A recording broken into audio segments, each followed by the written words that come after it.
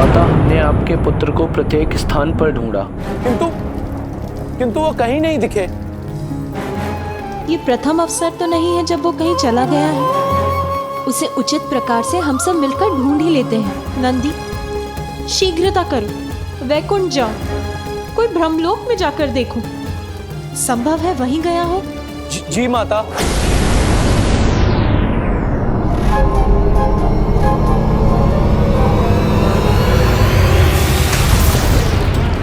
कहाँ है तुम्हारे प्राण? और कितने पर्वत खंडित करने पड़ेंगे?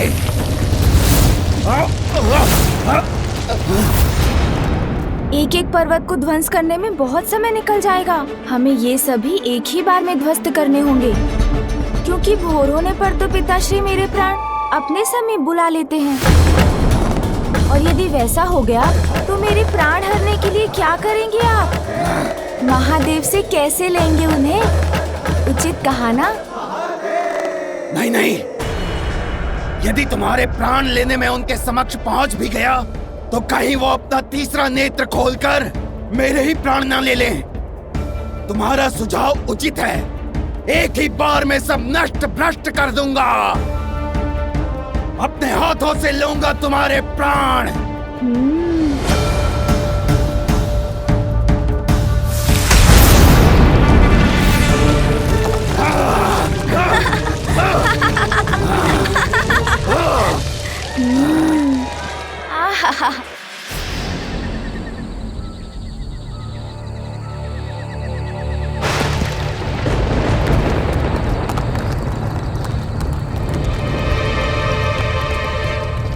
ये क्या हो रहा है वहां? उन पर्वतों से इतना धूम्र कैसे उठ रहा है? कहीं ये माता पार्वती के नंदन की कोई क्रीड़ा तो नहीं? नहीं, यदि वो वहां है तो अवश्य किसी संकट में है।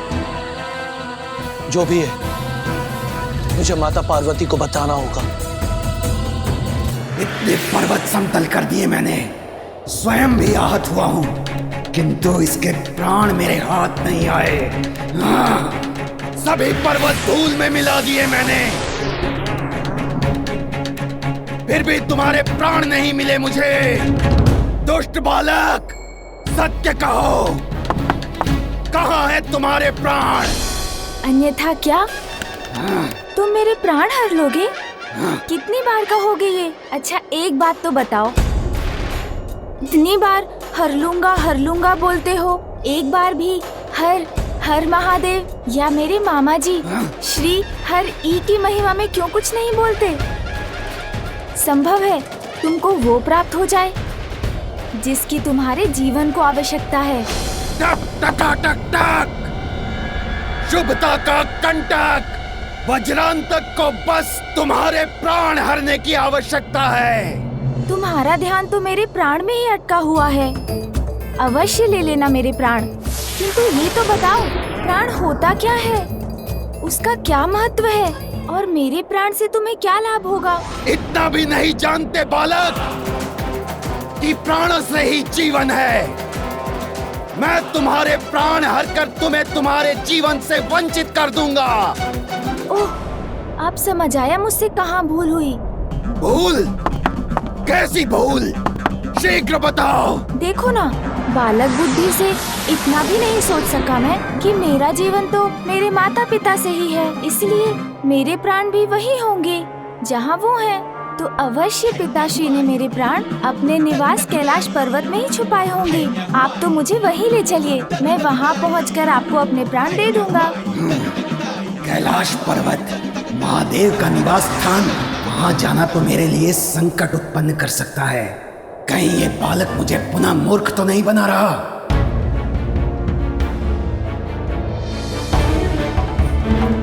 ये बालक तो मुझसे परिहास कर रहा है। प्राण ढूंढने में इसकी कोई योजना नहीं दिख रही मुझे।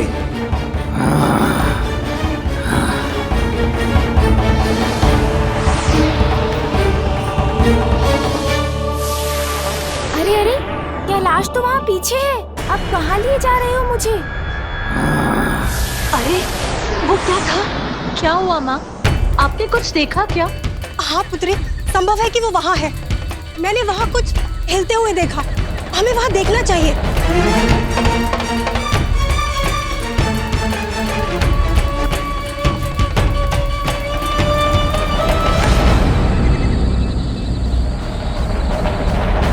अरे अरे, ये हम किस दिशा में जा रहे हैं? पीछे मुड़ो। अरे कहाँ जा रहे हो तुम? रुको। बहुत दुष्ट है ये बालक।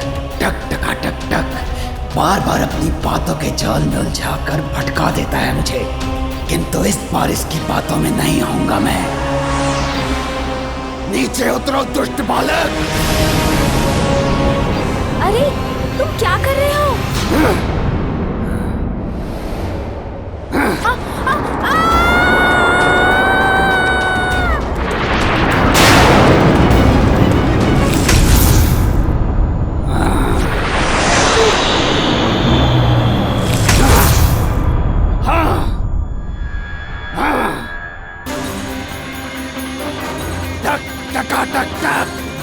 शुभता के कंटक वज्रांतक के साथ क्रीड़ा करना चाहते हो ना तुम?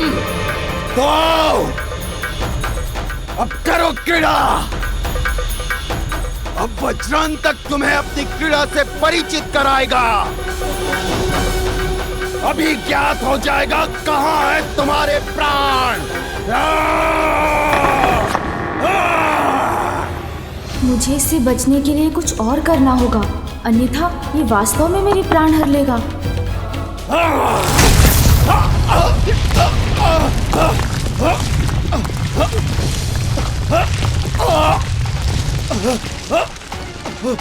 अरे ये बालक कहाँ गया?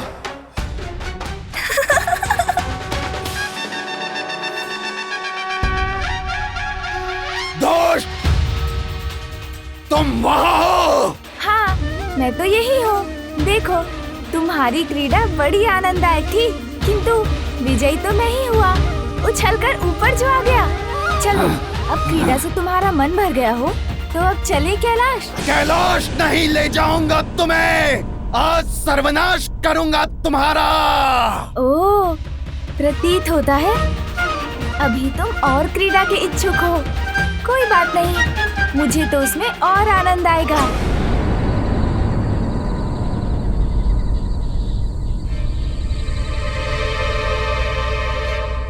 क्रीड़ा नहीं बालक, अब पीड़ा सहने के लिए तैयार हो जाओ। तुम्हें मृत्यु प्रदान किए बिना मैं रुकने वाला नहीं हूँ।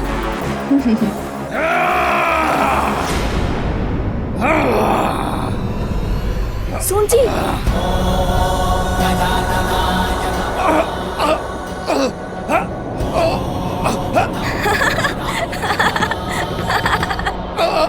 अरे ये क्या?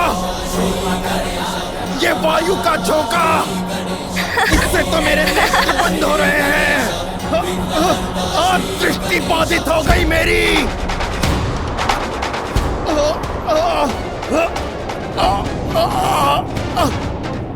किंतु कुछ भी हो जाए, आज नहीं जाने दूंगा इस दुष्ट को।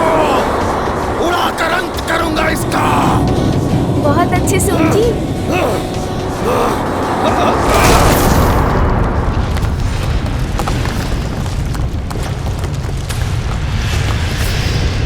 ये कैसी भयानक ध्वनि?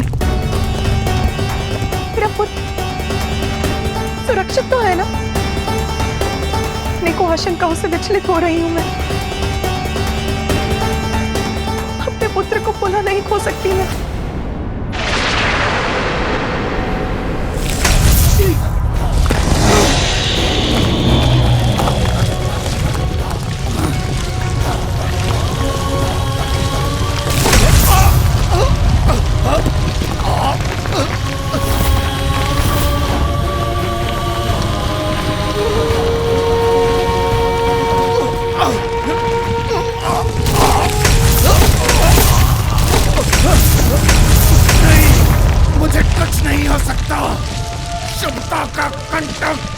वज्रांतक हूं मैं, इसके प्राण लेकर ही रहूंगा।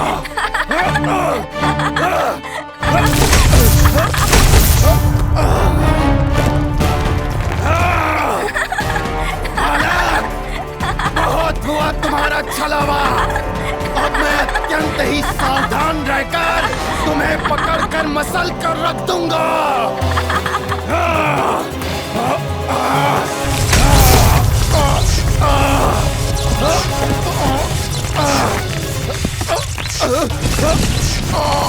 ये तो खंड खंड हो रहा है।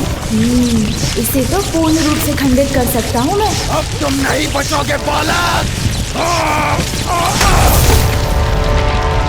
सोन जी, हम मिलकर कुछ करें।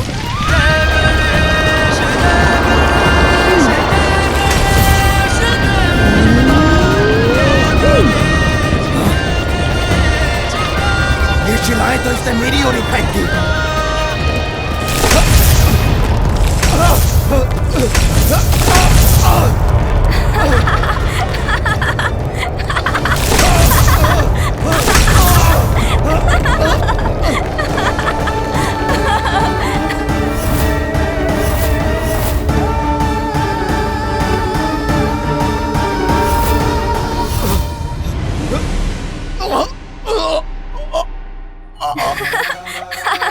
कितना आनंद आया ना सोन जी।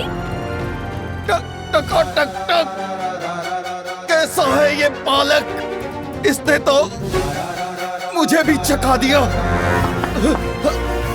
हिलने में भी भय लग रहा है मुझे।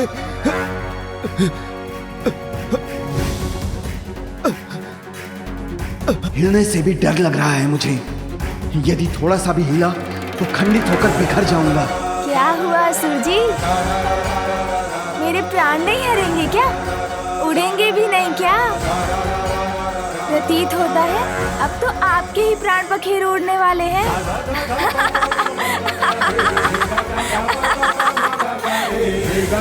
सोन जी,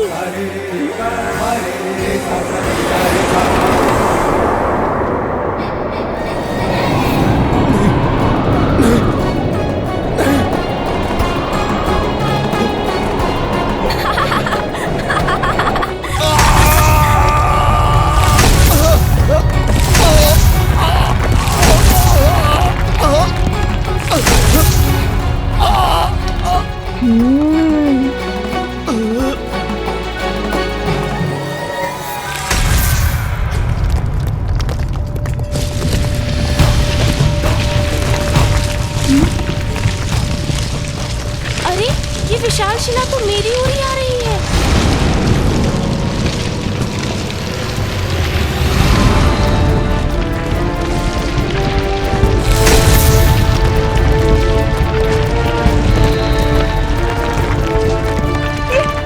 ये शिलाएं कहाँ से गिर रही है?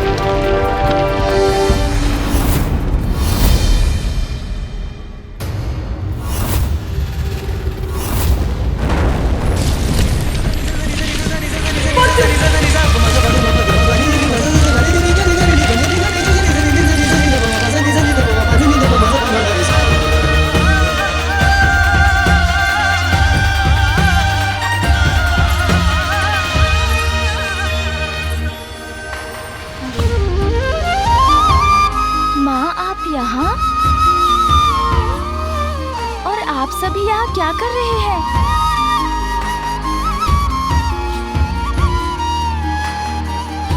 क्या हुआ था तुम यहाँ कैसे पहुंच गए? मैं कुछ नहीं बोलूंगी पुत्री, किंतु उचित है, चुप रहूंगी मैं कुछ नहीं बोलूंगी। चलो पुत्र, कैलाश वापस चल।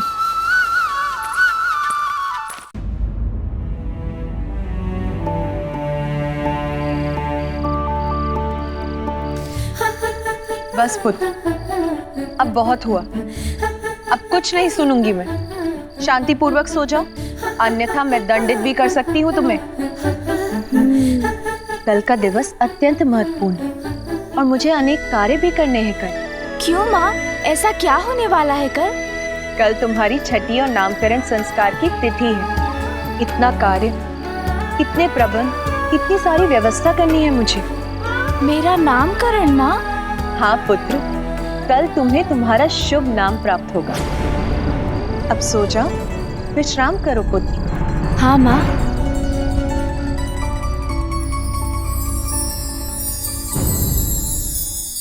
आप सभी को प्रणाम। आप सब अभी भी यहाँ हैं? आप सभी को तो विश्राम करना चाहिए था। कल भोर में हमें यात्रा जो करनी है। यात्रा? कैसी यात्रा सची? कहाँ जाना है हमें? आप भूल गए स्वामी, कल पार्वती नंदन की छठी और उनके नामकरण के उत्सव का आयोजन है। हमारा जाना आवश्यक है। देवी पार्वती के पुत्र की नामकरण की तिथि है, तो आप क्या चाहती हैं? हम समस्त देवता अपने कार्यों को छोड़कर उस गजमुख के नामकरण में पहुंच जाएं।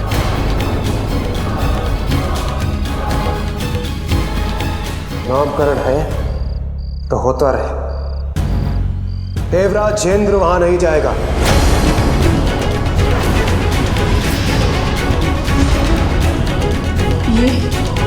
ये स्वामी क्या कह रहे हैं? क्षमा करें देवराज, यदि कल के उत्सव में हम देवताओं ने भाग नहीं लिया तो महादेव कहीं हमसे रुष्ट ना हो जाए। स्वामी, देवादिदेव महादेव और आदिशक्ति माता पार्वती को पुत्र की प्राप्ति हुई है। उनके साथ हमारे लिए भी ये आनंद का कारण है। महादेव और माता पार्वती के आनंद में हमें भी सम्मिलित होना चाहिए, अन्यथा महादेव रुष्ट हो जाएंगे। अगर मैं नहीं गया तो रुष्ट हो जाएंगे महादेव। वो गजमुख भोलेनाथ और माता पार्वती का पुत्र है, और यही मेरी विवशता भी। इसलिए मुझे उस गजमुख के नामकरण में जाना ही होगा। इस आनंद उत्सव में भाग लेने को स्वामी अपनी विवशता क्यों बता रहे हैं? देवराज को क्या हुआ है? वो महादेव और माता पार्वती के आमंत्रण को अस्वीकार करने का विचार भी कैसे कर सकते हैं? महादेव के आमंत्रण को अपनी व्यवस्था बताना तो विपत्ति को आमंत्रित करने के समान है। व्यवस्था का आभास हो रहा है देवराज को कैलाश जाने में। कहीं ये किसी आगामी संकट की पूर्व सूचना तो नहीं?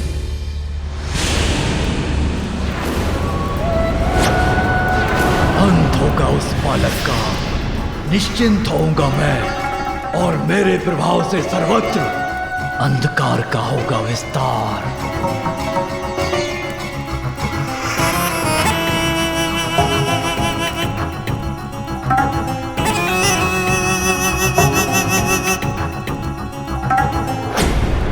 क्या समाचार लाए हो? वज्रांतक सफल हुआ ना? समाचार शुभ नहीं है। सुप्ता के कंटक वज्रांतक का अंत कर दिया उस दुष्ट बालक ने।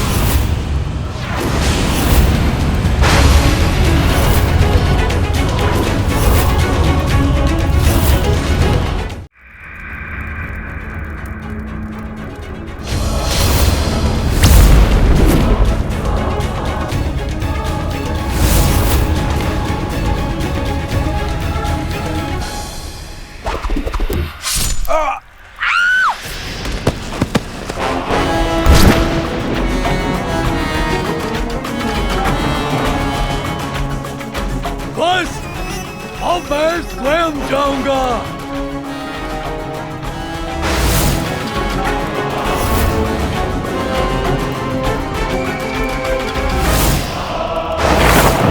जीवन अमिट है मेरा, मिटा दूंगा उन्हें जो विघ्न बनेगा मेरे जीवन का। स्वयं कैलाश जाऊंगा मैं और मसल के रख दूंगा उस बालक को, अंत कर दूंगा उसका।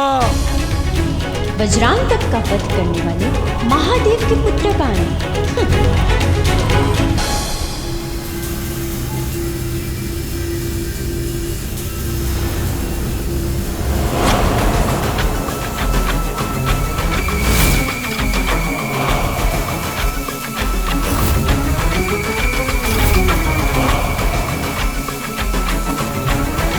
मेरी ढाल है ये मेरा मायावी कवच, सभी संकटों से मेरी रक्षा करेगा।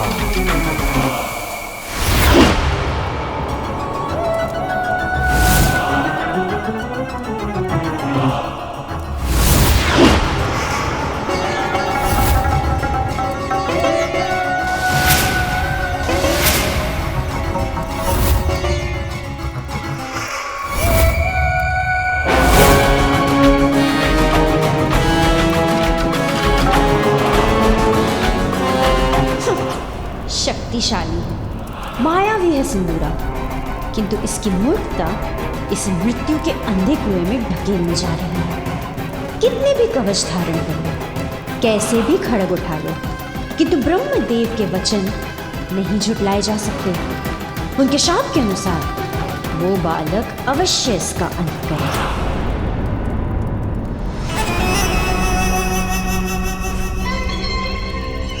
अच्छा ही है, वहां ये अपने प्राणों से मुक्त होगा और यहाँ मुक्ति मुझे मिलेगी इसके आतंक से।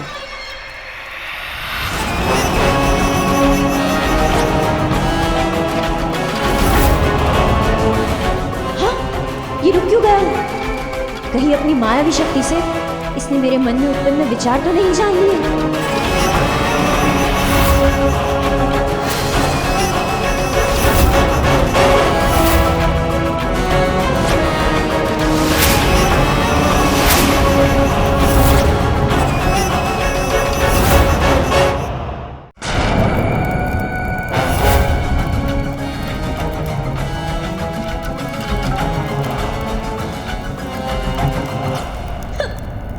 शक्तिशाली है, मायावी है सिंदूरा, किंतु इसकी मूर्खता इसे मृत्यु के अंधे कुएं में ढकेलने जा रही है।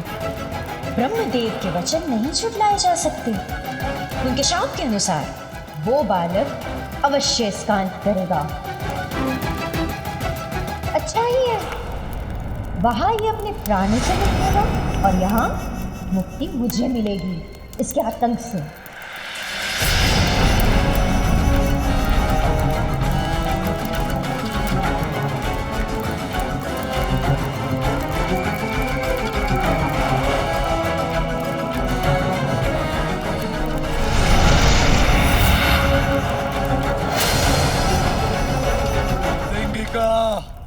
तुम किस विचार में डूबी हो, बताओ मुझे।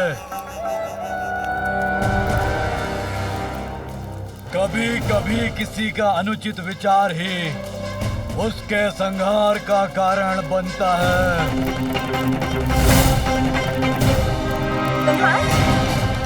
संहार का विचार? हाँ, मैं तो आपके हाथों से उस बालक के संहार का ही विचार कर रही थी।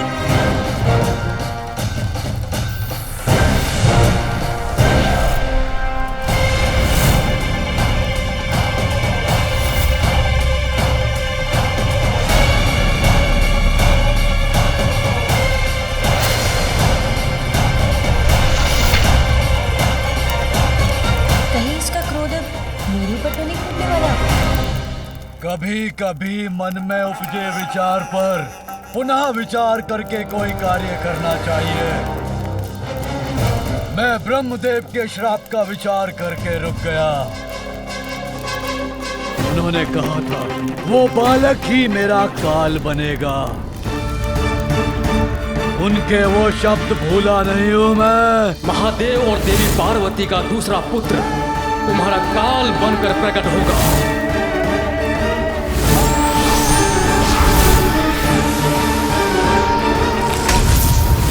संकट के मुख में स्वयं को प्रवेश करना मूर्ख का स्वभाव होता है और सिंदूरा मूर्ख नहीं है। इसीलिए उचित तो यही होगा कि मैं कैलाश और उस बालक से उचित दूरी पर रहूं।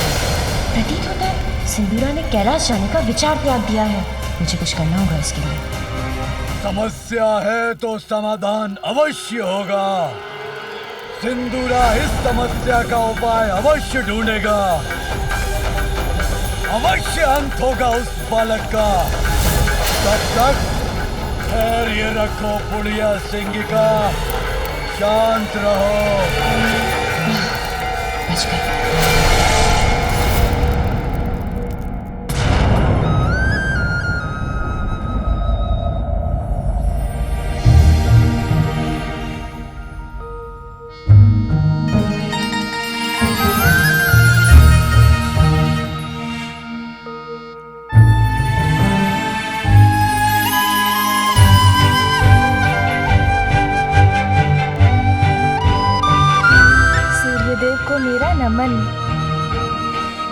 आपके आने से तो एक नवीन दिवस का प्रारंभ हो गया है।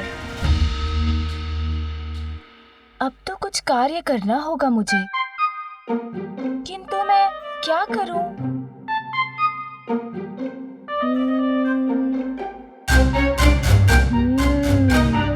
अरे हाँ, मेरे खिलौने।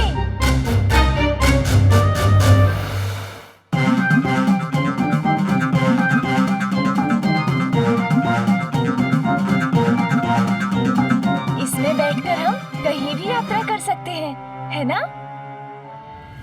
मेरे प्यारे खिलौने, मेरे प्यारे खिलौने। पुत्र, माँ,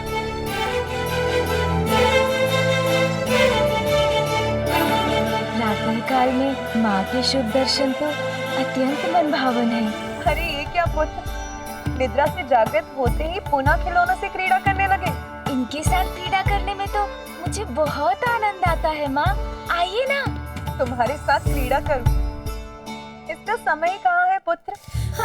मैंने तुम्हें बताया था ना, आज का दिवस अत्यंत महत्वपूर्ण है। चलो अभी अपने खिलौने छोड़ो, बहुत कार्य है आज। और सर्वप्रथम तुम्हें दातून करना है और फिर स्नान। दातून? ये क्या होता है माँ? तुम आओ तो सही, फिर तुम्हें बताती हूँ दातून क्या होता है। उचित है माँ, चलिए।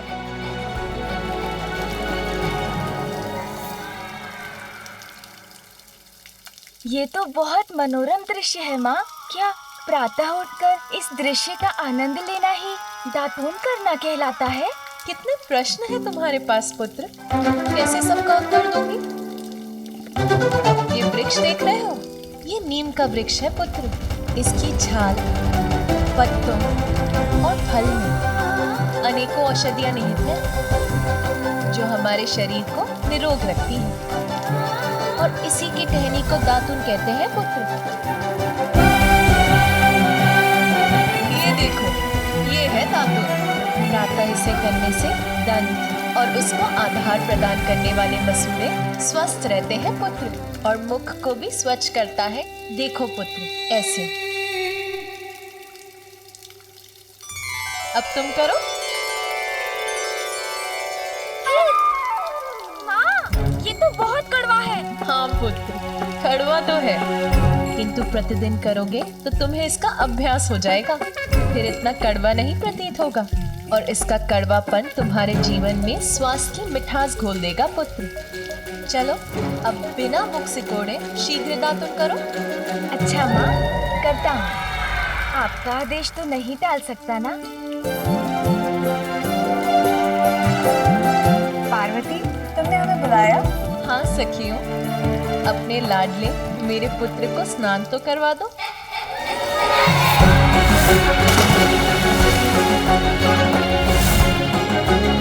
मौसी जी, आप मेरे पिछले स्नान को लेकर अभी भी कुपित हैं क्या? किंतु उसमें मेरा क्या दोष? मैं जल में कूदा तो पानी आप पर छिटक कर आ गया। अच्छा, आज सावधानी से कूदूंगा कुंड में।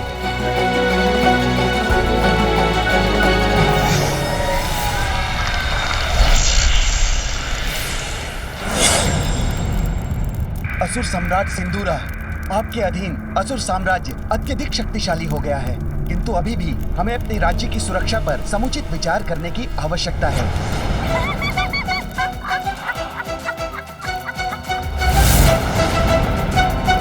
ऐसी कौन सी बात है जिस पर तुम्हारी हंसी फूट रही है बुढ़िया सिंगिका? मंत्री जी, आप यहाँ से जाइए।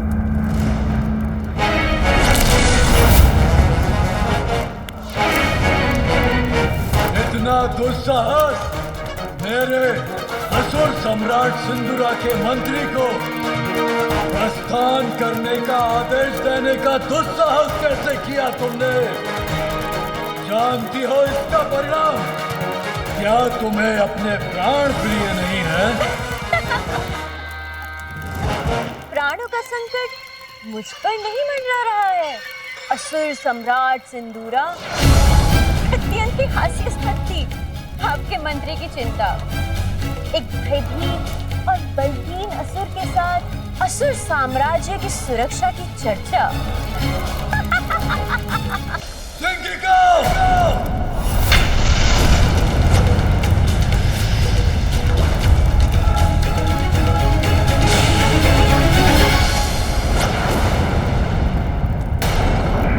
ऊंचे स्वर में चिल्लाने से कोई महाबली नहीं बन जाता असुर सम्राट।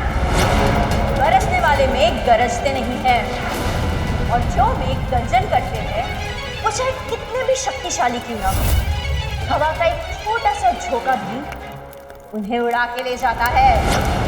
एक छोटे से बालक से भयभीत होने वाले असुर सम्राट की गर्जन भी उसे गरजने वाले मेघ के समान है, क्योंकि मेरे समक्ष जो ये सिंदूरा खड़े हैं, ये वो नहीं है जिन्होंने गज बुखासुर जैसे भयावह असुर को पराजित किया था। स्मरण कीजिए असुर सम्राट, स्मरण कीजिए।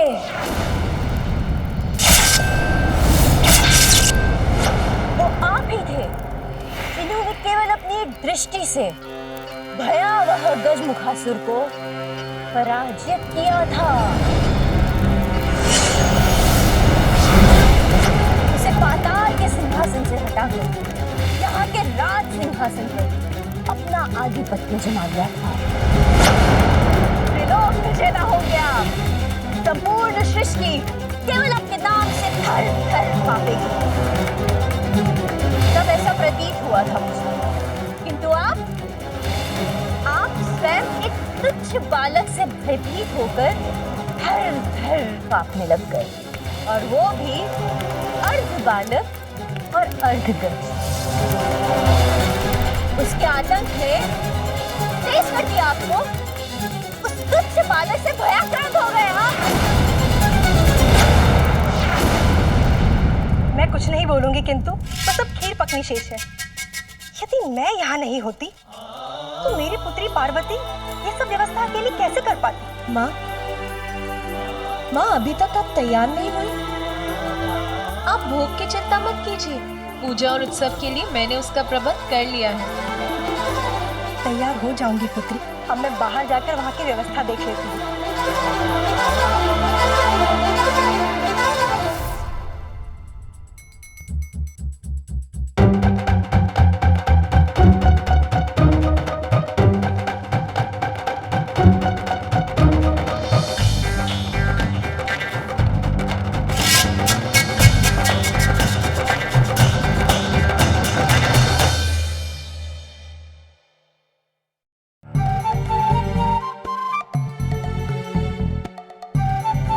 यहाँ तो कोई सजावट नहीं, न कोई पुष्प, न कोई रंगोली। और ये गण तो ऐसे बुहार रहा है जैसे इसको किसी ने भारी दंड दे दिया हो।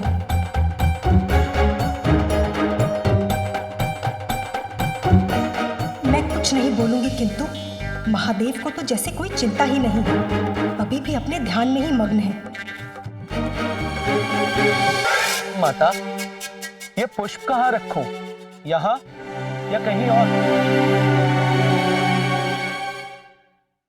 मैं कुछ बोलूं? पुत्री, मैंने सोचा था कि मैं आज कुछ भी नहीं बोलूं, किंतु पूछना तो पड़ेगा ना कि यहाँ कोई सजावट क्यों नहीं है?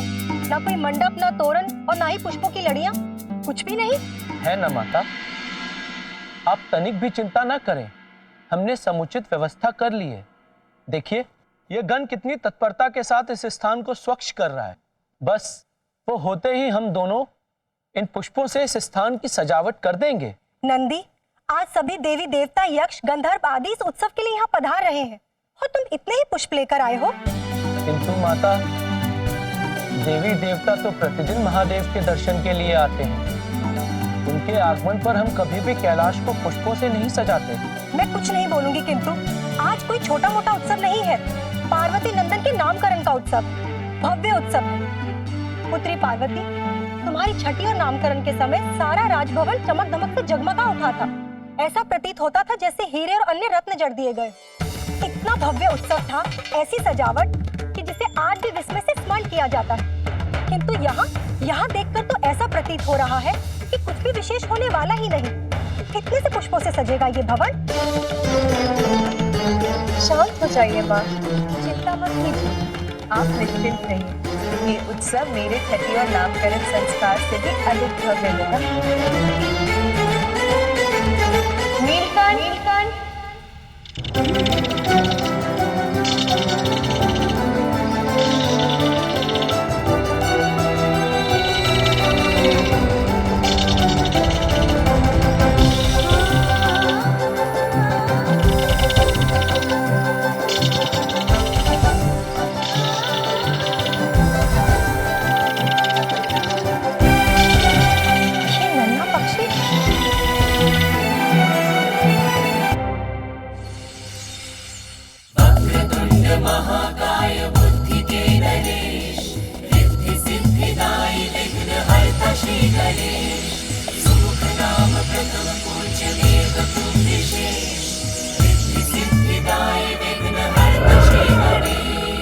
उमा सुत के जन्मोत्सव के लिए सज रहे कहीं सुमन कहीं जले दिए, नीलकंठ पंछी सिंहराज की लहरी, सज्जित कैलाश कर रहे हैं सभी, रंगोली तोरण और पुष्प लड़ी, गण प्रसन्न मैना अचंभित खड़ी, सारे जीव पूर्ण सामर्थ्य से व्यस्त, शुभ कार्य में सृष्टि जुट गई समस्त।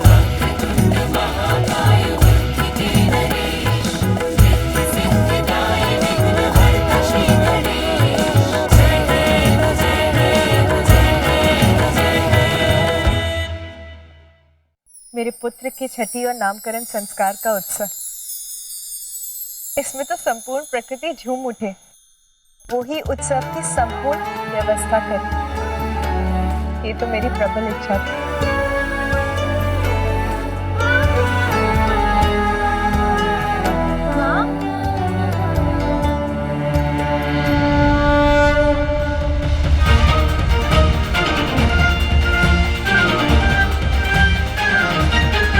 मेरे पुत्र, मेरे मंगल मूर्ति,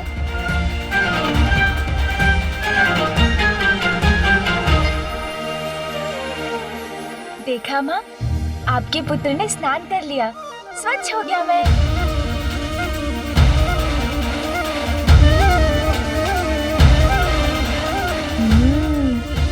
इतनी सजावट,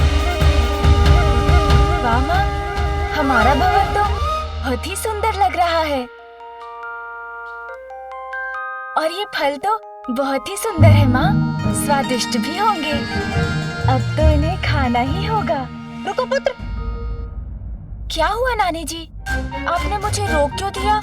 इतना उतावलापन उचित नहीं, पूजा के भी कुछ विधि विधान होते हैं। आज तो तुम पूजा संपन्न होने के बाद ही भोजन प्राप्त कर सको। हाँ पुत्र, नानी माँ उचित कह रही है। आज तुम मेरी अनुमति मिलने तक कुछ भी नहीं खाओगे, समझ गए ना? हाँ माँ, समझ गया मैं। माता, अतिथियों का आगमन प्रारंभ हो गया है।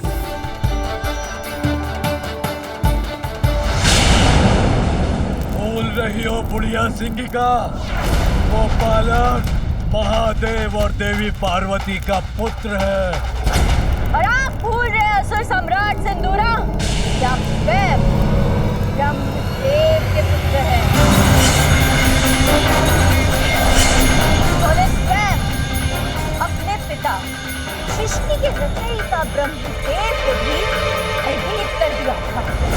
क्यों ना मैं आपको ही अपनी भुजाओं में आबद्ध करके देख लूं कि आपकी ये दी हुई शक्तियां प्रभावी है भी या नहीं।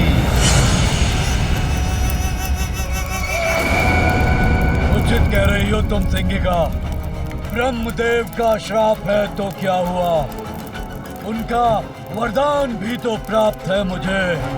अपनी भुजाओं में भरकर मसल के रख सकता हूँ अपने शत्रु को मैं। शत्रु के मस्तिष्क पर नियंत्रण पाकर उसका अंत कर सकता हूँ मैं पुत्र हूँ ब्रह्मदेव का, और वो तुच्छ बालक मेरा सामना नहीं कर सकेगा। वध करूंगा मैं उसका।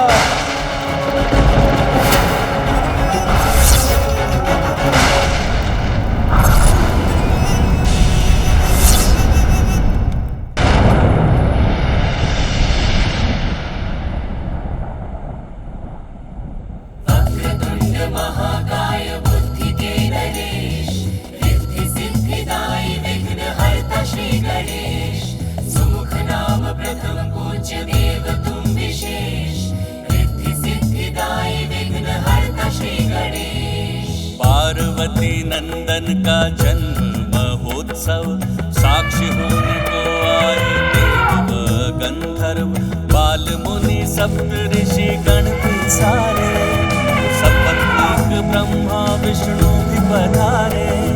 नभ से उतरते वाहन सुसज्जित, कैलाश कैलाश सज्जित व पूर्ण व्यवस्थित, नंदी श्रृंगी प्रेत तोतला सब गण, अगुवाई अभिनंदन करके प्रसन्न, जया एवं विजया व मैनावती, भूप हिमावंत साथ द्वारे खड़ी।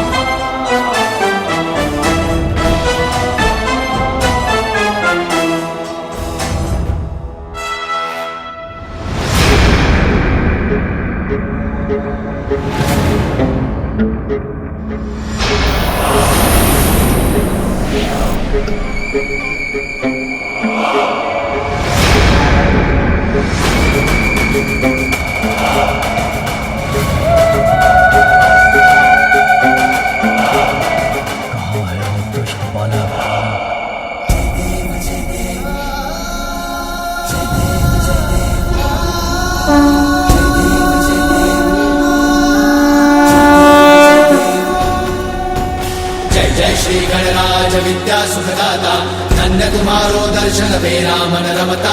जय देव जय देव। भाव भगत से कोई शरणागत आवे, संतत संवत सबही भरपूर पावे। ऐसे तुम महाराज को अति भावे, कोसा भी नंदन निश दिन गुण गावे। जय देव जय देव।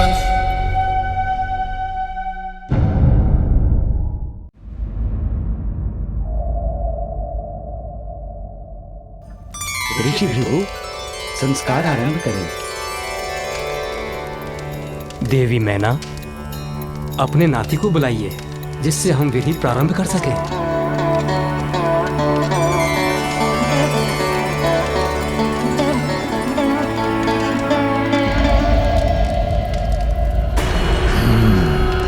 तो अब वो दुष्ट मेरे समक्ष तो आएगा। ये इतना समय क्यों लग रहा है इस विधि में?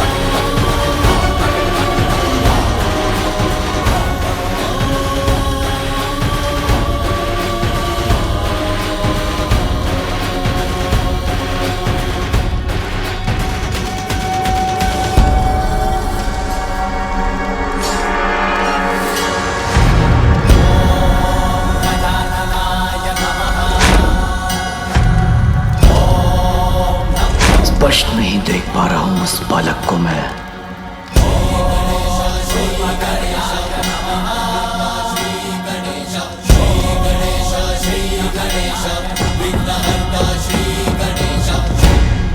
एक बार मेरी दृष्टि तो पड़े इस बालक पर, ये दिखाई तो दे मुझे।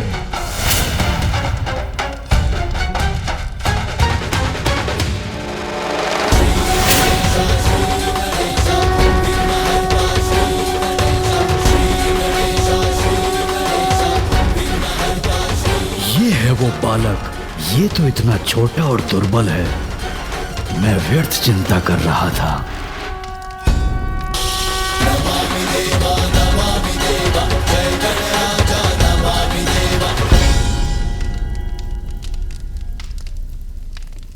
सभी देवता है यहाँ। आप सभी को मेरा प्रणाम। कल्याण हो। प्रणाम मामा जी विष्णुदेव, मामी जी देवी लक्ष्मी, कल्याण हो पुत्र।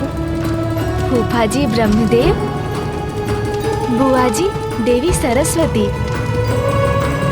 आपको भी प्रणाम। आप सभी अतिथिगण यहाँ मुझे आशीर्वाद देने आए, ये मेरा परम सौभाग्य है। देवराज इंद्र भी है, आपको भी मेरा प्रणाम। जैसे पुष्प की सुंदरता कोई हर नहीं सकता, वैसे ही कांटों को कोई सुंदरता कैसे दे सकता है। व्यर्थ ही हो रहा है ये आयोजन। बालक और उनके माता पिता अपना स्थान ग्रहण करेंगे। सर्वप्रथम छठी का संस्कार होगा। बालक की बुआ उसे काजल लगाएगी।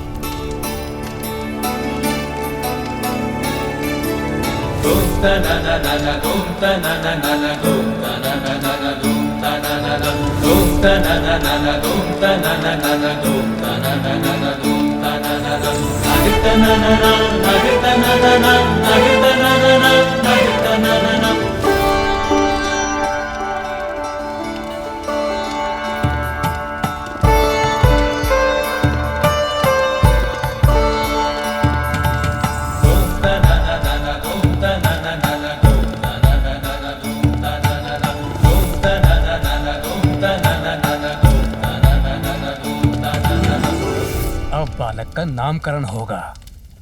अरे अरे, उससे पूर्व मुझे नेक लेना है बालक के पिता से।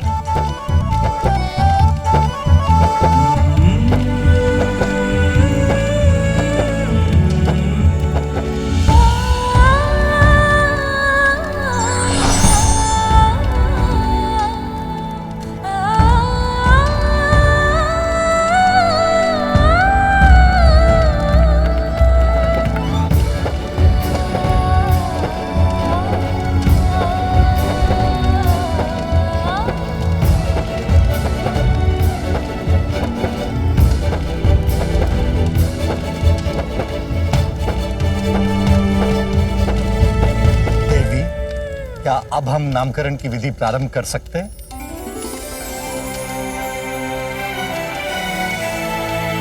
मेरे पुत्र को नाम प्राप्त होगा।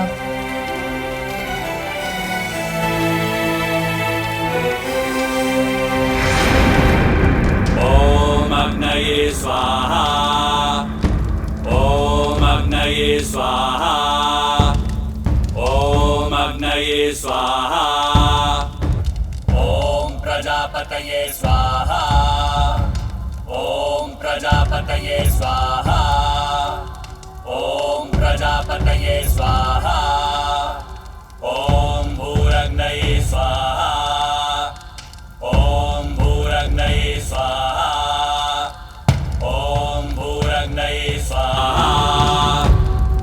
बालक की कुंडली प्रस्तुत की जाए। कुंडली? एक बार किसी प्रकार ये बालक मेरे हाथ लग जाए, फिर मैं अपने प्राणों के संकट से मुक्त हो जाऊंगा।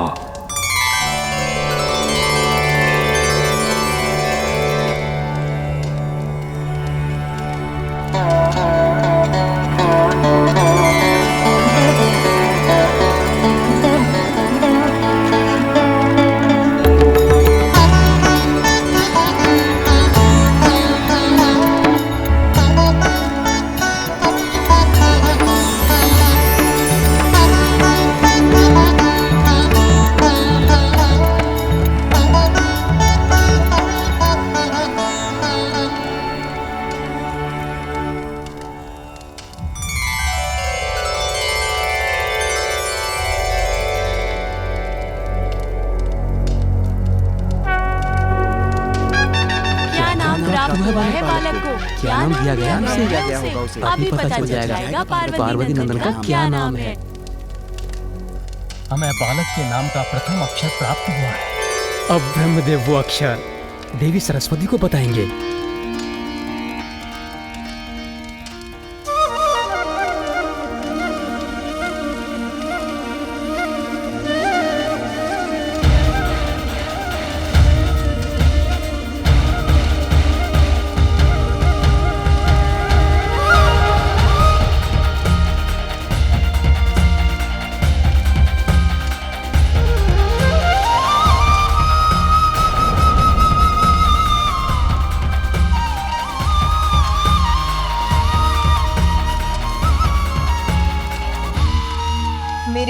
के नाम का प्रथम अक्षर है?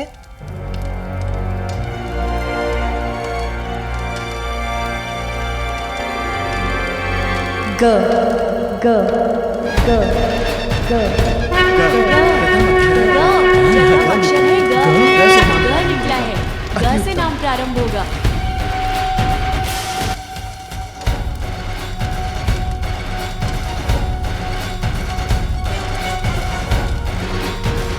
और अब महादेव हमारे पुत्र को इस अक्षर से प्रारंभ होने वाला नाम देंगे।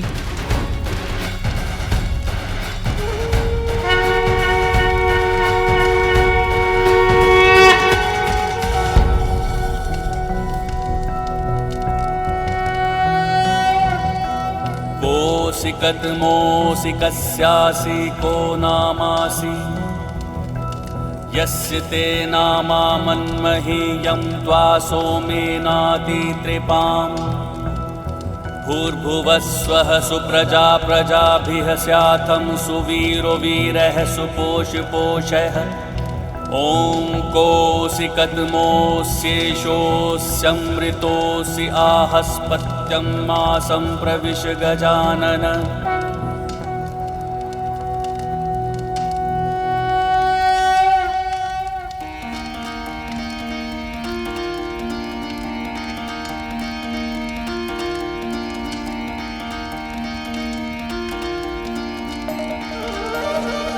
गजानन गजानन गजानन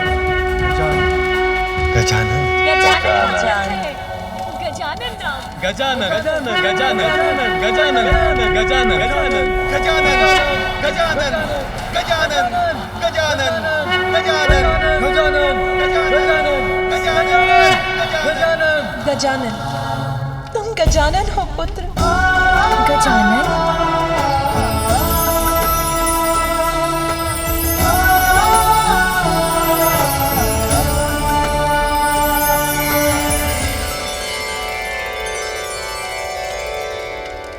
बालक त्वमायुष्मान वर्चस्वी तेजस्वी श्रीमान भूया।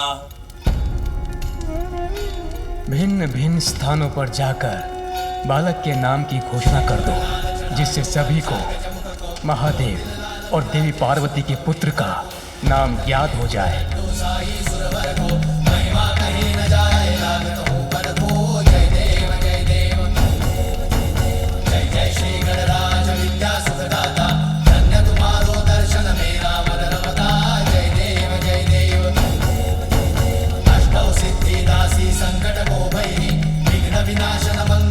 आप सबको मेरा प्रणाम।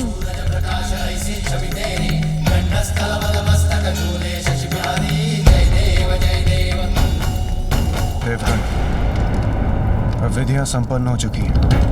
हम देवताओं को यहाँ से प्रस्थान करना चाहिए। अब यहाँ रहकर कोई लाभ नहीं है।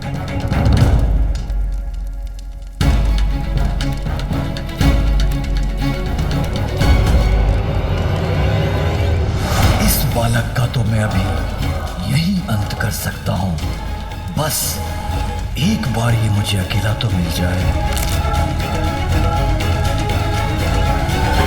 इस प्रसन्नता की घड़ी में आप सभी हमारे साथ यहाँ उपस्थित हुए, धन्यवाद स्वरूप मैं स्वयं आप सभी का मुख लड्डू से मीठा करवाऊंगी। अर्थात और विलंब होगा हमारे प्रस्थान में।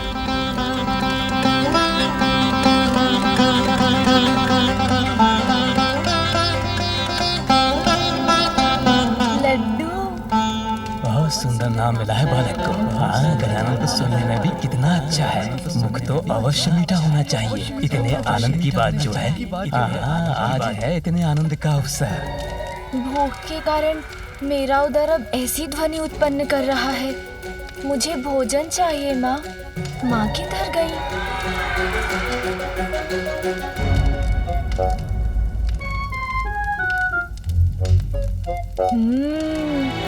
इतने सारे स्वादिष्ट फल,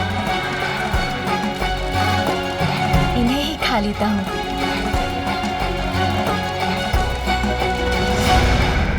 अब ये बालक एकाकी कहाँ जा रहा है?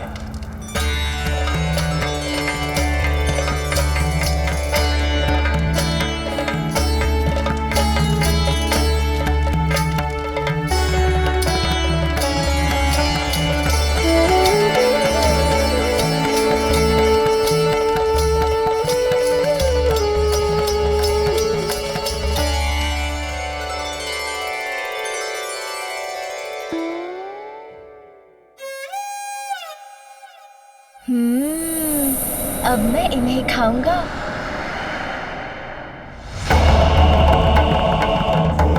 अरे ये किसकी परछाई है?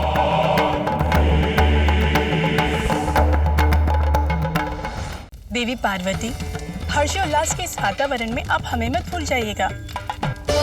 गजानन को नाम मिलने की प्रसन्नता में हमारा मुख भी मीठा करवाइए।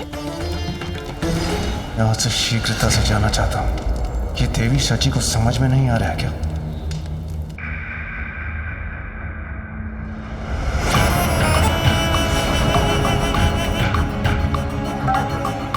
ये कौन है? मुखमंडल सौम्य है, किंतु नेत्र ऐसे है जैसे ज्वाला धधक रही हो उनमें। जो भी है विचित्र हैं। विचित्र गजमुख बालक है ये, इसीलिए दुर्बल ही होगा। महादेव और देवी पार्वती का दूसरा पुत्र तुम्हारा काल बनकर प्रकट होगा। आप तुच्छ बालक से भयभीत होकर थर-थर कांपने लगकर। उचित कहती थी बुढ़िया सिंह का, व्यर्थ ही चिंतित था मैं इसे लेकर। पल भर में मिटा दूंगा मैं इसे।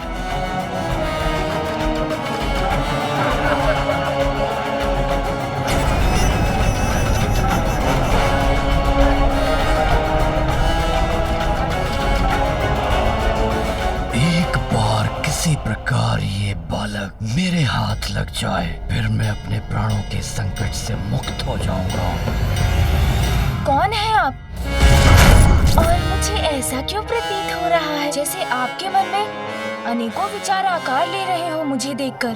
तुम्हारी मृत्यु हो मैं, ये तुम्हें अभी ज्ञात हो ही जाएगा, किंतु उसके पूर्व तुम्हें यहाँ से हटाने का उपाय ढूंढना होगा मुझे।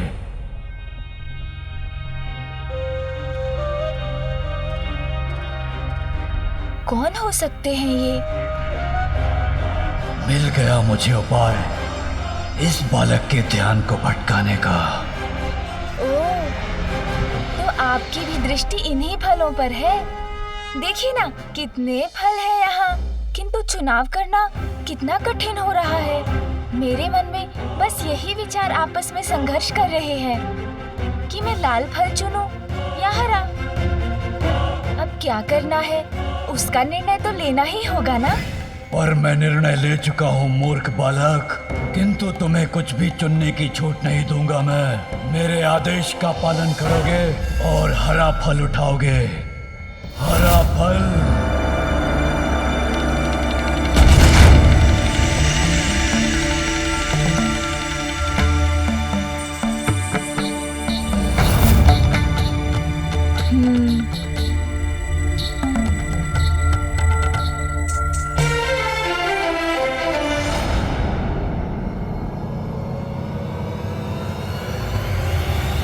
बनोगे तुम मेरे जीवन में?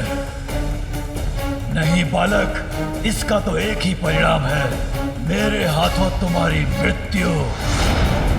चलो उठाओ हरा फल और चलो मेरे साथ। उठाओ शीघ्र।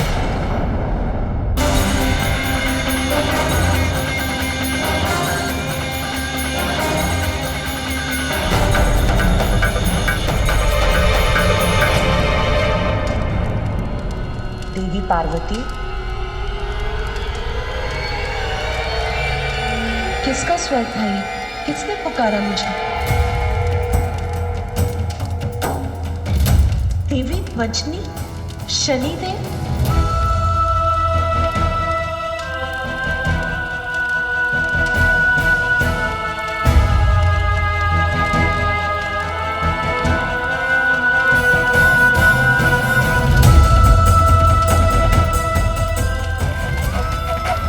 शनिदेव ने पुनः यहाँ आने का साहस कैसे किया?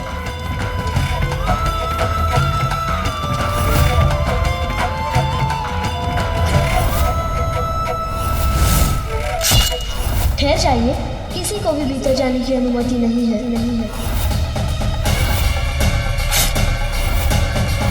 मुझे मेरा पुत्र पुनः चाहिए। ये शीश मेरे त्रिशूल के प्रहार से भस्म हुआ है और मेरे त्रिशूल से भस्म होकर कोई पुनः जीवित नहीं हो सकता।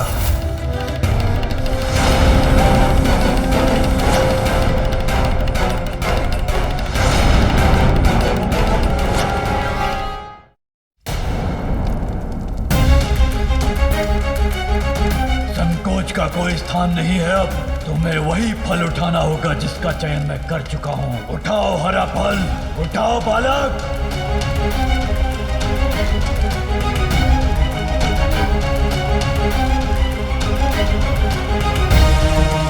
प्रतीत होता है अब ये बालक पूर्णतः मेरे वश में है। अब इसे मैं मृत्यु के मुख तक ले जा सकता हूँ।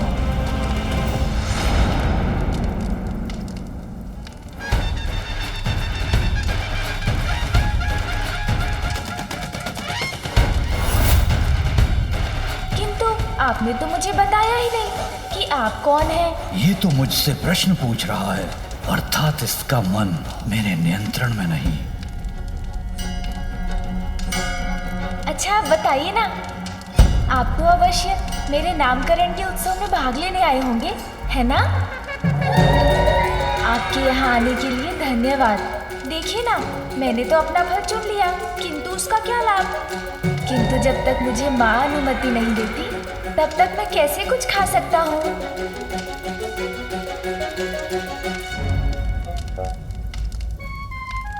इसे दुर्बल मानकर इसकी शक्ति को कम आंकने की भूल तो नहीं कर बैठा मैं। इस पर तो मेरी सम्मोहक शक्ति का कोई प्रभाव नहीं हो रहा है।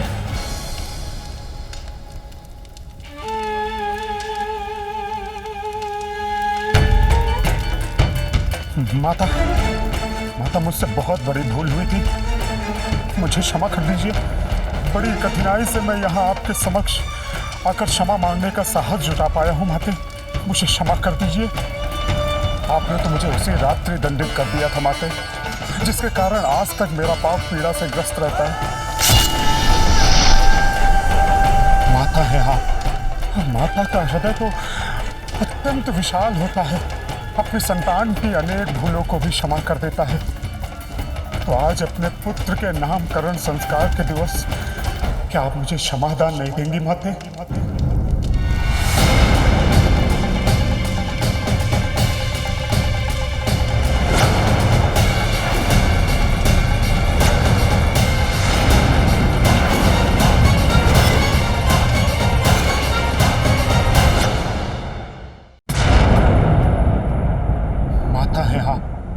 माता का हृदय तो अत्यंत विशाल होता है, अपनी संतान की अनेक भूलों को भी क्षमा कर देता है। तो आज अपने पुत्र के नामकरण संस्कार के दिवस क्या आप मुझे क्षमादान नहीं देंगी माते?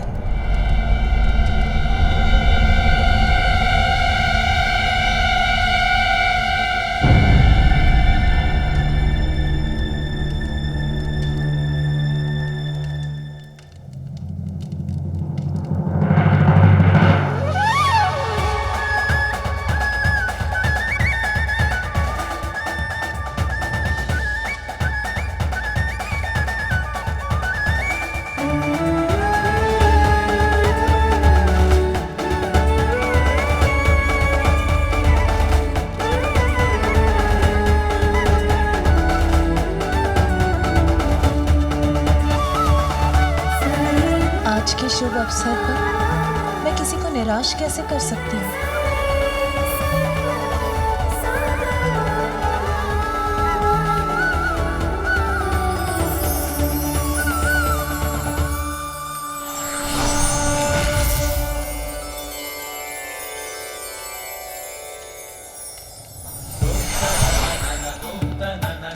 लीजिए शनिदेव, आपकी यहाँ की यात्रा और याचना दोनों सफल हुई।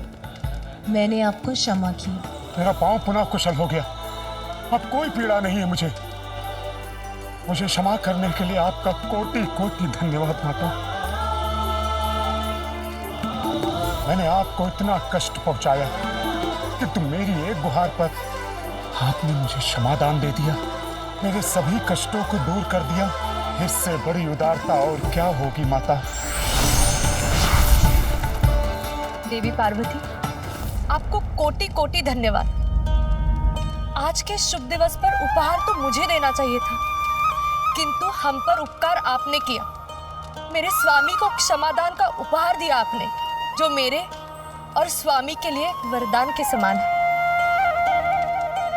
मैं तो बस गजानन को यही आशीष देना चाहती हूँ कि सभी अनिष्ट उससे सदा दूर रहे, कोई भी संकट उसके समीप आने से पूर्व ही नष्ट हो जाए।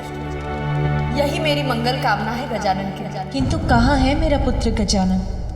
अतिथि सत्कार में इतनी व्यस्त हो गई कि बहुत समय से उसे देखा ही नहीं। देवी पार्वती, कोई और भी है जो आपसे भयभीत? कौन भयभीत है मुझसे भ्राता श्रीहरि? वहां देखिए।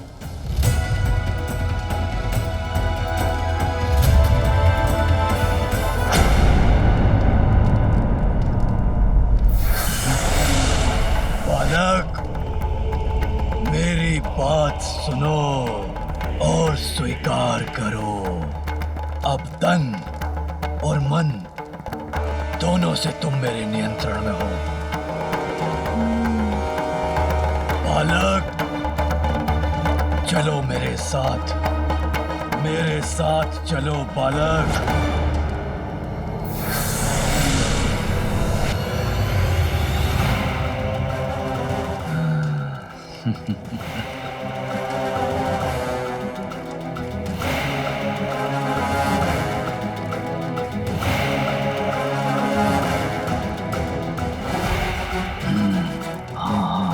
उचित है।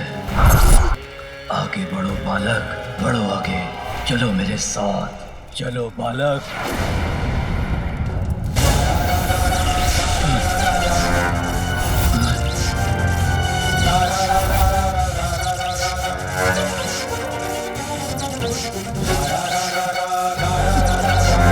अरे ये कौन सी शक्ति ने मुझे जड़ कर दिया है? तनिक भी नहीं हिल पा रहा हूं मैं। और शक्ति लगाकर देखता हूं। कौन है भयभीत मुझसे भ्राता श्रीहरि?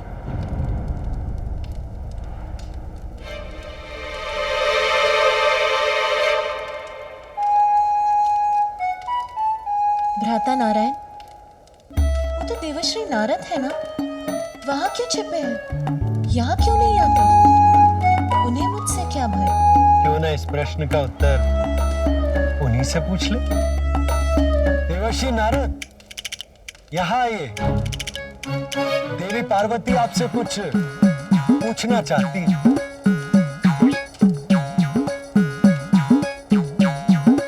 प्रभु नारायण, कहाँ फंसा दिया आपने मुझे? यदि सत्य जानकर माता पार्वती को क्रोध आ गया तो मैं क्या करूंगा? देवश्री नारद ने तो मेरे प्रति कोई अपराध नहीं किया, फिर वो मेरे समक्ष आने में क्यों भय कर रहे हैं?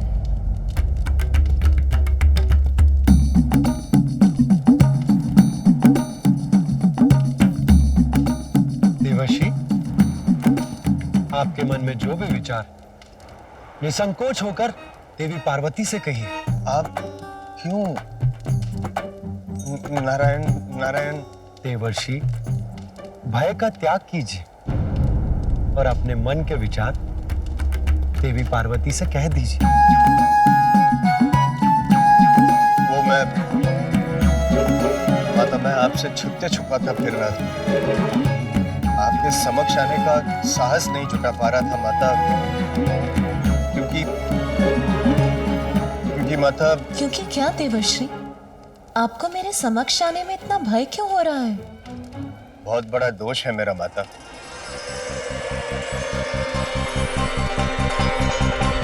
अधिक समय तक देखने का काम दे रहा है सुझाव। क्षण भर के लिए देख लीजिए, यही है नारद का भाव। क्षणिक देख के घुमा लीजिएगा अपनी दृष्टि, इसमें कहाँ घूमने वाली है सृष्टि। मैंने ही शनिदेव को अपने शब्दों के जाल में उलझा कर किया भ्रमित, तो कैलाश आकर आपके पुत्र का मुख देखने के लिए किया प्रेरित।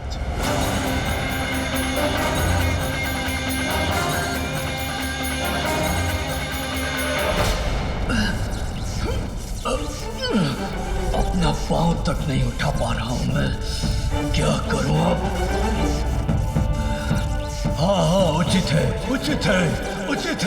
ये तो स्वर मेरा था, किंतु मैंने तो कुछ कहा भी नहीं। तो मेरे स्वर में मेरे शब्द मेरे मस्तिष्क में कौन दौड़ा रहा है? कौन बुन रहा है ये मायाजाल? उचित है, सर्वथा उचित है। सुनो मेरी बात। ये किस अदृश्य शक्ति ने घेरा है मुझे, जिससे मैं अपनी संपूर्ण शक्ति लगाकर भी भेद नहीं पा रहा हूँ, जिसने मुझे यहाँ जड़ बनाकर अपने ही शब्दों की गूंज को सुनने के लिए विवश कर रखा है।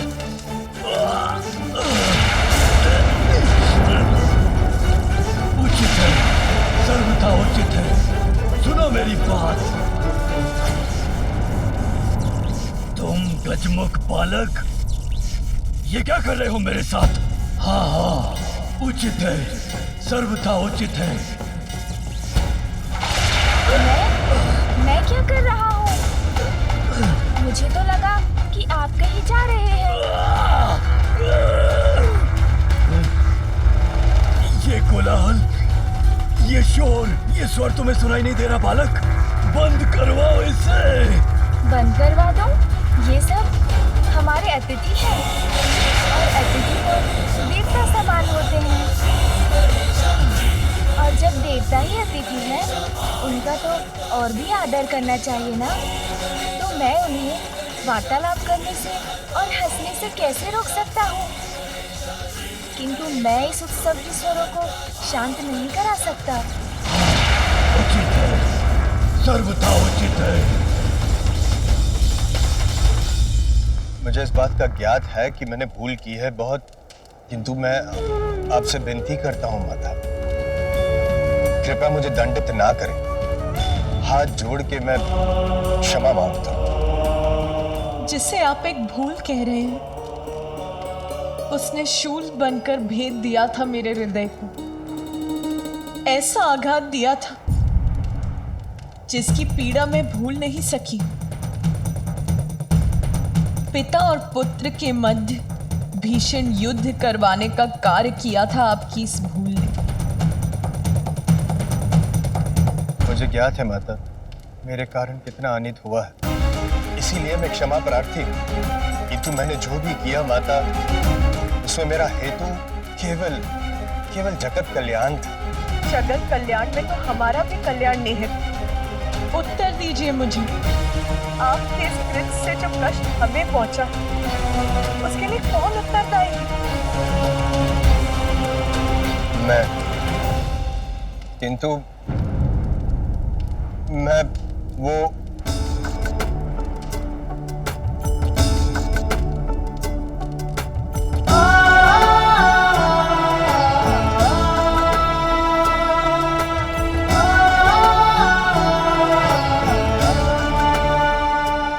अंत भला तो सब भला। आज के इस आनंद उत्सव में मैं आपको दंड नहीं दूंगी देवश्री। आप भय मुक्त हो जाएंगे। नारायण नारायण।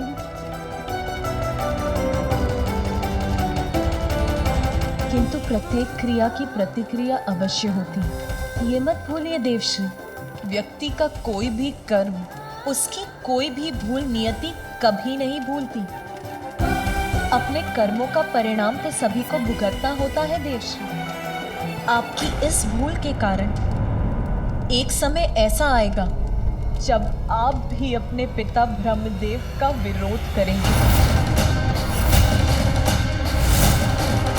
और अपने पिता के विरोध जाना आपके लिए शुभ नहीं होगा देवश्री। मैं आपको दंडित नहीं करूंगी, किंतु नियति न्याय अवश्य करती है और ये नियति का न्याय होगा। माता, कृपया बताएं मुझे कि क्या होगा, कैसे होगा। यदि आप मुझे इस बात का संकेत दे देती तो मैं सावधान हो जाता माता। नियति का न्याय निर्धारित होता है, इतना तो जानते हैं ना आप देवश्री। जो भी होगा भयंकर होगा, किंतु वो आपके समक्ष समय आने पर ही आए।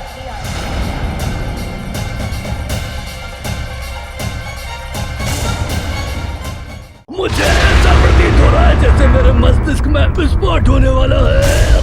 ये कोलाहल मुझे प्रताड़ित कर रहा है बालक।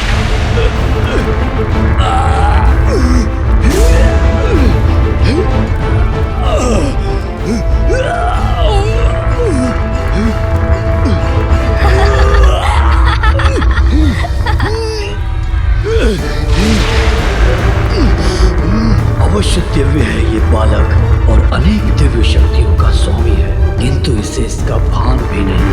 मैंने अपनी शक्ति से इसको सम्मोहित करने का प्रयत्न किया, किंतु विचार का जो वार मैंने इस पर किया वो तो उल्टा मुझ पर ही पड़ गया और मैं यहाँ जकड़ कर रह गया। इससे सावधान रहने की आवश्यकता है सिंदूरा।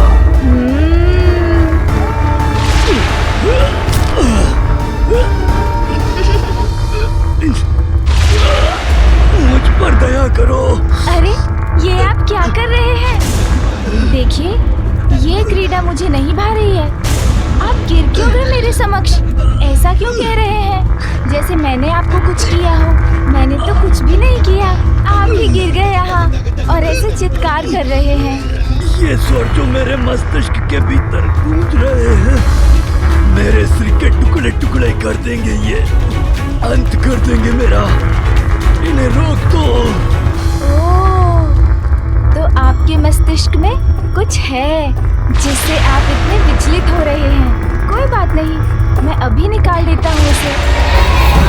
सुन जी, आइए इनकी पीड़ा दूर करते हैं।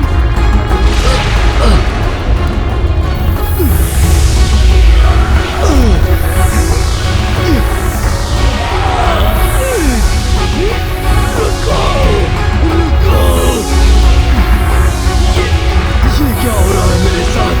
मैं वाष्प बनकर वायु में विलीन क्यों हो रहा हूँ?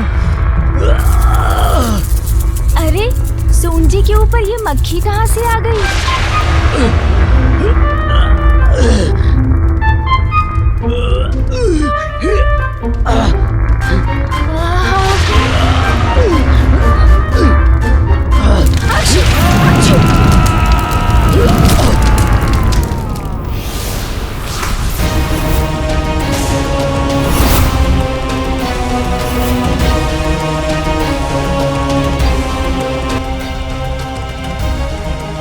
क्या हुआ पुत्र?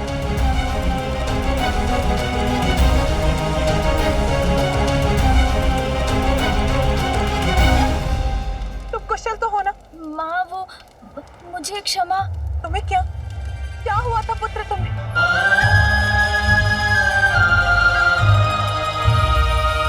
माँ, आप व्यर्थ चिंता कर रही हैं। मुझे तो कुछ नहीं हुआ। देखिए, सकुशल खड़ा हूँ आपके समक्ष। बस एक छींक आ गई थी मुझे, और हाँ, एक कोई थे यहाँ, वो मुझे घूर घूर कर देखते रहे। फिर उनके सर में पीड़ा उठ गई। मैंने उनकी सहायता करने का प्रयत्न किया, किंतु छींक आ गई। फिर तो उनका रूप ही परिवर्तित हो गया माँ। ऐसा प्रतीत हुआ उन्हें देखकर जैसे वो कोई भयंकर असुर हो।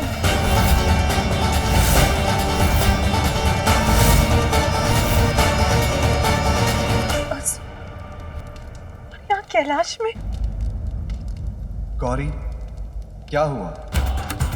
गजानन कुशल तो है? स्वामी, एक असुर था यहाँ और हम उसे पहचान नहीं सके। गजानन पर घात लगाए बैठा था। कौन हो सकता है वो असुर स्वामी?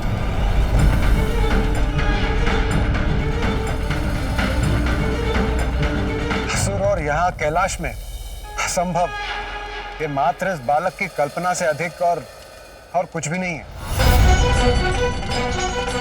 देवी पार्वती, आप चिंता मत कीजिए। वो जो भी था अब चला गया है, और अच्छी बात तो ये है कि वो गजानन का कोई भी अनिष्ट नहीं कर सका। महादेव, कदाचित तब तक कैलाश की सुरक्षा और सुदृढ़ करने की आवश्यकता है जब तक गजानन थोड़ा बड़ा नहीं हो जाता। माता, इसी पल से मैं और अन्य सभी गण बालक गजानन के समीप रहेंगे, सदैव उन पर दृष्टि बनाए रखेंगे। आप चिंता ना करें।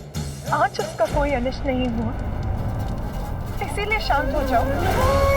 यही सुझाव है ना आपका भ्राता श्री हरि नारायण, देवी लक्ष्मी। किंतु कैसे? सभी संकटों से संतान की रक्षा करना तो एक माँ का कर्तव्य होता है। संकट मुंह खोले खड़ा, तो मैं उससे मुख कैसे मोड़ लूं? मेरे पुत्र का कोई अहित हो उसकी प्रतीक्षा नहीं करूंगी मैं, क्योंकि सब कुछ करने का भी क्या लाभ होगा। शांत नहीं रहूंगी मैं।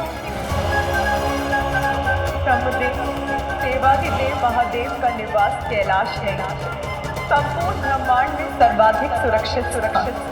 यहाँ सुरक्षा में कोई कमी नहीं। कमी है तो कहीं ना कहीं प्रारब्ध में, जिसके कारण जन्म से ही मेरे पुत्र के जीवन पर कोई ना कोई संकट छाता रहा। सुनिए सब, जब तक मैं अपने पुत्र गजानन की सुरक्षा के प्रति निश्चिंत नहीं हो जाती, मैं अपनी चिंता नहीं त्याग सकती।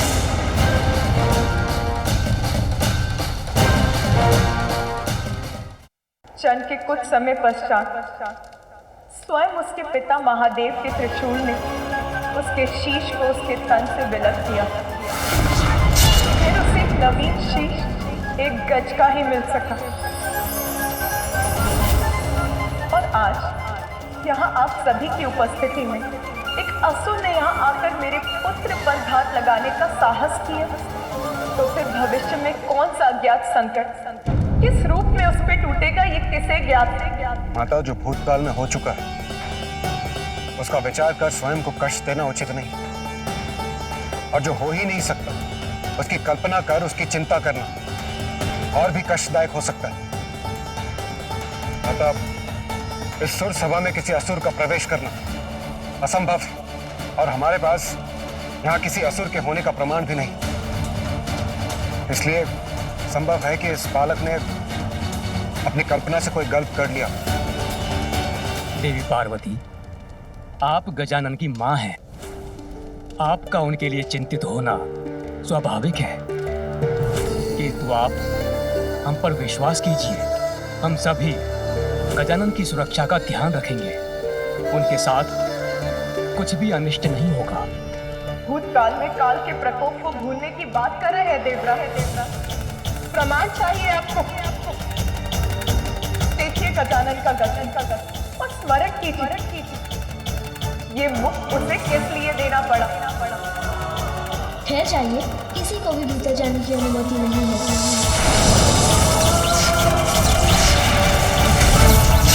कि उसके प्रारब्ध का ही प्रमाण और प्रमाण चाहते हैं आप, तो सुनिए। एक माँ का हृदय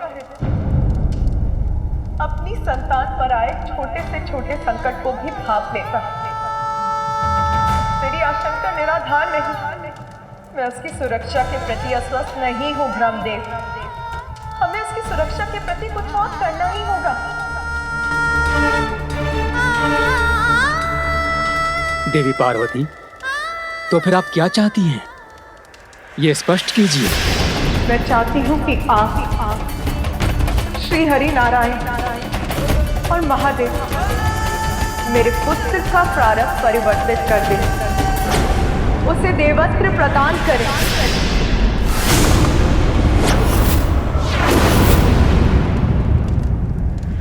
क्षमा करें माता, किंतु मैं आपका ये प्रस्ताव समझने में असमर्थ हूं।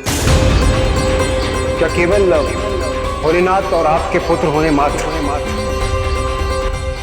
गजानन को हम देवता के पद पर स्थापित कर